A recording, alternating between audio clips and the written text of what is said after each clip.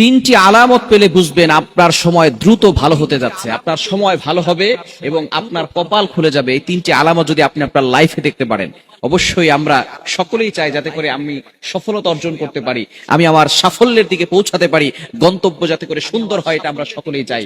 তবে অবশ্যই এই তিনটি আলামত যদি আপনার ভিতরে পাওয়া যায় তাহলে মনে করবেন যে আপনি সাফল্যের দিকে এগোচ্ছেন। এক নাম্বার হচ্ছে, যদি রাতের বেলা শেষ রাতে আপনার চোখ খুলে যায়, আপনার ঘুম ভেঙে যায়, এই সময়টা হচ্ছে সবচেয়ে গুরুত্বপূর্ণ সময়।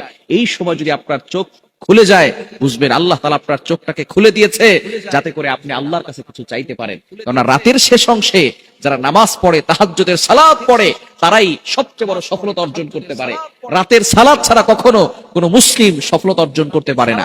নামাজ না পড়লে সে কখনো শান্তিতে থাকতে পারে না। সুতরাং যারা দেখবেন সফলতা পেয়েছে, রাতের সালাত পড়েই পেয়েছে।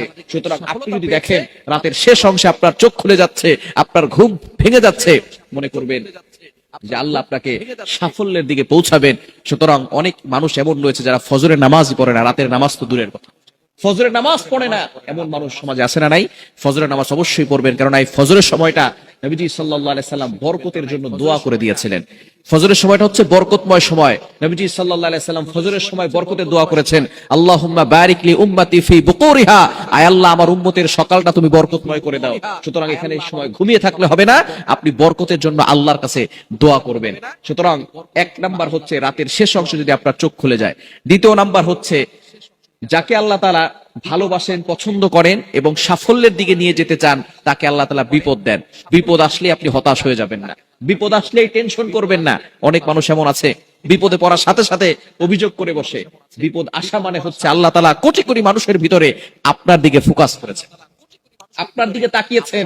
আল্লাহ তাআলা বিপদ দিয়ে আপনাকে পরীক্ষা করছেন যে বান্দা বিপদে পড়লে আমি আল্লাহকে ভুলে যাই কিনা, বিপদে পড়লে আমি আল্লাহকে স্মরণ করে কিনা, বিপদে পড়লে আমি আল্লাহর প্রতি বিশ্বাস, আমি আল্লাহর প্রতি ভালোবাসা, আমি আল্লাহর প্রতি ভরসা, এগুলো রাখে কিনা, এটাই আল্লাহ তাআলা দেখতে চান। সুতরাং আল্লাহ তাআলা বিভিন্ন ভাবে বান্দাকে পরীক্ষা করবেন।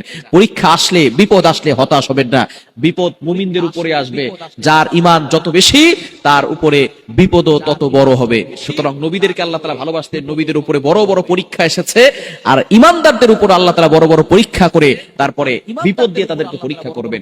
দ্বিতীয় নাম্বার হচ্ছে, যদি আপনার উপরে বারবার বিপদ আসে, মনে করবেন আল্লাহ তাআলা আপনাকে সাফল্যের দিকে এগিয়ে দিচ্ছেন। এবং তিন নাম্বার হচ্ছে, মানুষ যদি আপনাকে ভালোবাসে, আপনার আত্মীয় স্বজন, আপনার পরিবারের লোকেরা যদি আপনাকে ভালোবাসে, তাহলে বুঝবেন যে আল্লাহ তাআলা আপনাকে সাফল্যের দিকে নিতে যাচ্ছেন। কেননা যখন আল্লাহ তাআলা কাউকে ভালোবাসেন, তখন আস্তে আস্তে আসমানের ফেরেশতা, জমিনের সকল মানুষের কাছে ঘোষণা করে দেওয়া হয়, আমি ওই বান্দাকে ভালোবাসি, তোমরাও তাকে ভালোবাসা শুরু করে দাও। সুতরাং এই তিনটি আলামত যদি আপনার ভিতরে দেখেন, তাহলে মনে করবেন আল্লাহ আপনাকে সাফল্যের দিকে এগিয়ে নিচ্ছেন।